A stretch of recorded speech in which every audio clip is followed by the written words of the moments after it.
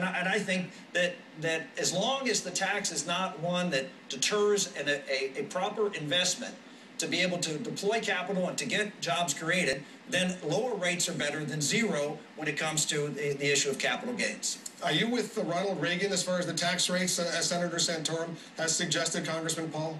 No, he taxed too much. My goal is to get rid of the 16th Amendment, and the only way you can do that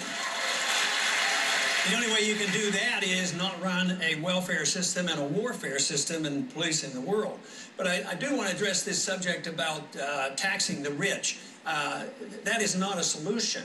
But I understand and really empathize with the people who talk about the 99 and the 1, because there's a characteristic about what happens when you destroy a currency. There is a transfer of wealth from the middle class to the wealthy, and this has been going on for 40 years. So the middle class is shrinking, they're getting poorer, and they're losing their jobs, and they're losing their houses. But Wall Street isn't getting poorer, and they're the ones who are getting the bailout.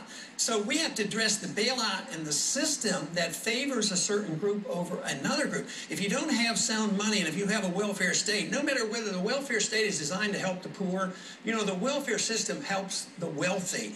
And there has been this transfer of wealth. So if we could stop all of these transfers to the wealthy class, but the solution isn't to tax the wealthy. If you give an honest product and the customers buy that product, you deserve to keep that money and earn that money. But there's a big difference between those who earn money and those who rip us off through the government and the monetary system.